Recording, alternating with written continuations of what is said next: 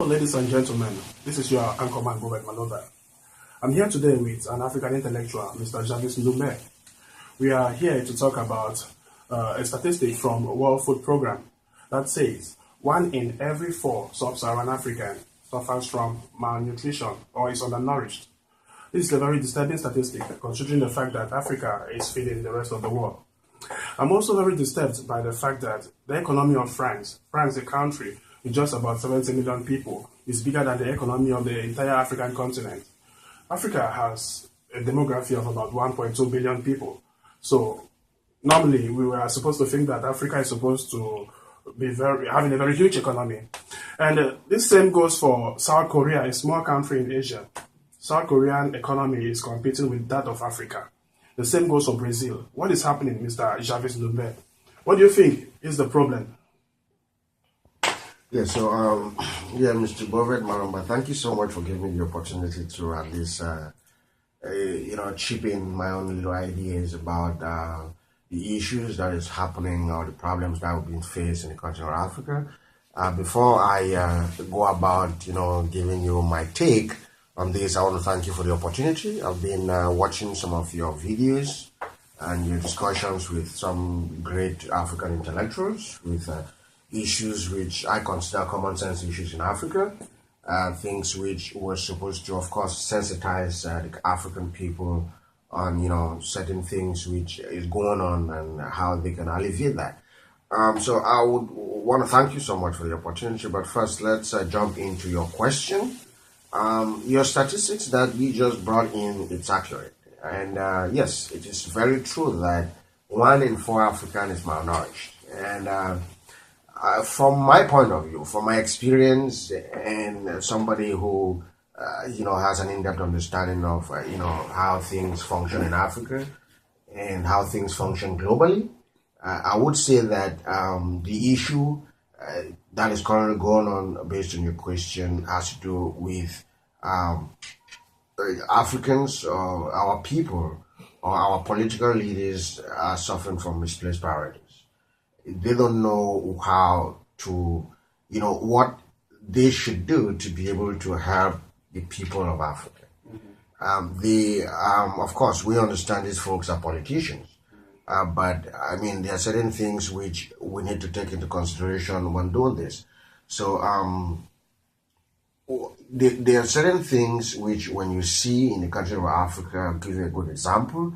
When we're growing up as young people, we understood that you can only sell rubber or banana or cocoa or coffee to be able to make money.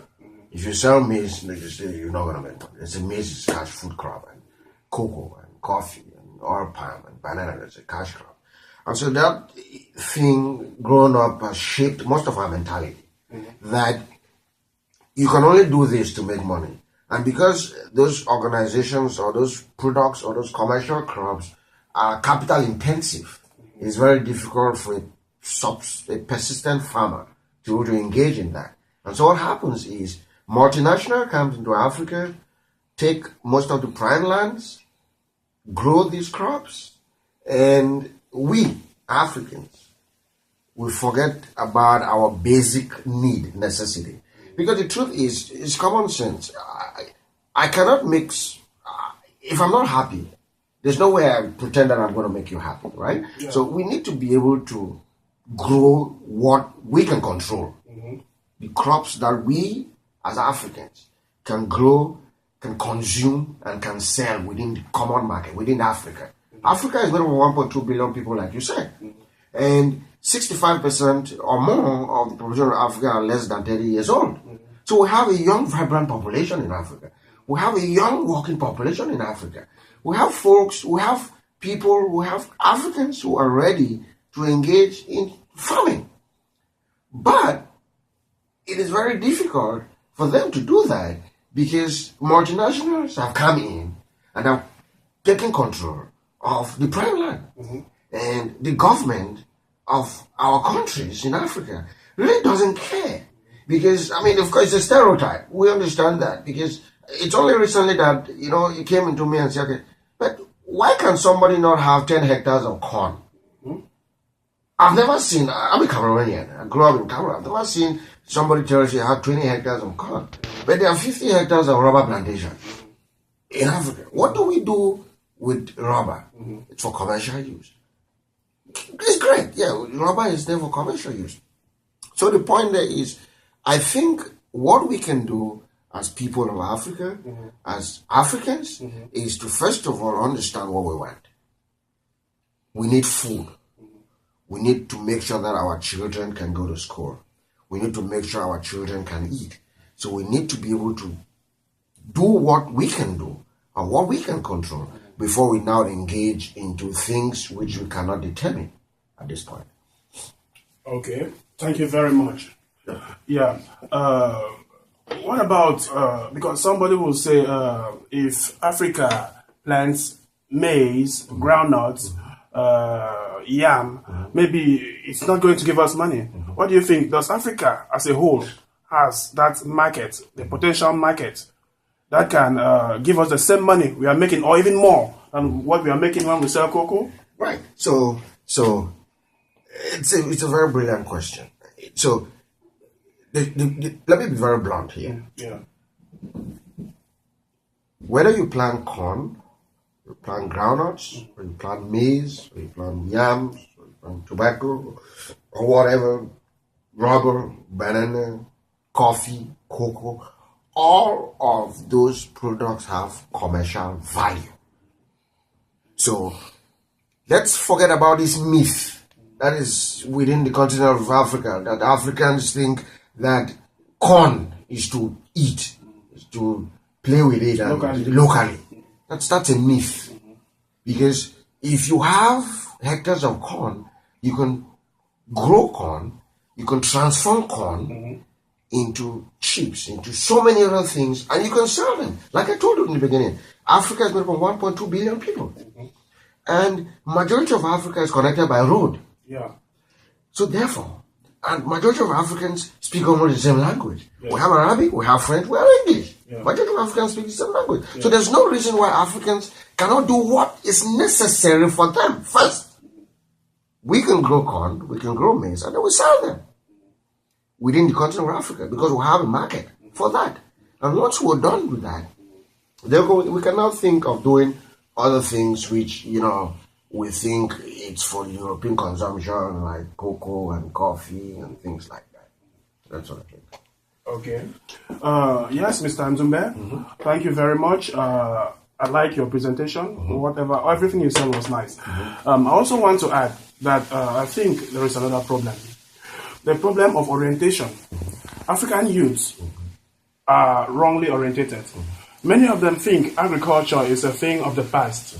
But if they are rightly orientated, if we can bring in agricultural institutions in the country, rather than graduating 10,000, 20,000 students of history, modern letters every year, if we can graduate even 5,000 students from agricultural institutions, we are going to really advance in the field of agriculture. Right. We can also bring things like agro-pastoral shows to increase the competitivity. Yeah, so Bowman, so the whole thing here is some of us have had the opportunity to travel abroad, and we've seen things. We understand that education works. Education done right works. Education that is not doctored, by colonial folks works. So we should be able to diversify our educational system in the continent of Africa to make sure that it is geared towards what we want and not what other people want. Now, I'll give you a good example. I still come back with this food crop and cash crop myth that is moving around. People think, and stuff like that. So, for example, we grew up in Cameroon. I grew up in Africa, in Cameroon. And I understood that as an agricultural child, I understood that rubber, the plant rubber, is sold for commercial use, to production of tires and other things. We grow them in Cameroon. And it takes between 5 and 7 years for a rubber plant from when you plant them to when it gets to maturity. And when you start milking them, you can milk them for close to 40 years. And once you're done, you have to cut that tree down and then follow it for maybe 2-3 years before you plant it again. Because rubber is a taproot. It has a taproot system where it really destroys the soil. And so if, for example, where I came from, you have these huge, large hectares of plantation agriculture, they've consumed all the prime land, all the fertile lands within that area. And they have farmers now have to go through those plantations into the hinterlands, into the bushes, to be able to plant food crop. What Africans know as food crop, as plantain, as beans, and stuff like food crop. They have to go right in there. And we also understand that there's a problem of farm to market roads in Africa. Yes. It's not an isolated thing to Cameroon. It's all over Africa. Yeah. And now, when you have a farm 10 miles, 20 kilometers into the bushes, and then you're trying to get beans or the perishable vegetables from there, and then there's no farm to market roads. It takes you time to get there. And a lot of times, most of these farmers, before their products get to the market, they are all bad. And so those are some of the things which brings you now to your question. Why the World Food Program is saying that 1 in 4 Africans are malnourished. So what I would suggest, as an intellectual, as somebody who understands, who follows African politics very keenly, as somebody who understands that states are egoistic. Nobody gives you anything for free. It's plain and simple. Anybody who thinks that because France or United States of America or Great Britain is my friend or my brother and giving you something because he likes you, and it doesn't happen in the world today. Yes. So everything is a give and take. It's a zero-sum game. Yeah. So at the end of the day, what we were suggesting is, based on my own intellect, is we need to be able to prioritize what we want. We are not saying that we're not going to have cocoa or coffee or banana, but we need to be able to be part of the negotiation.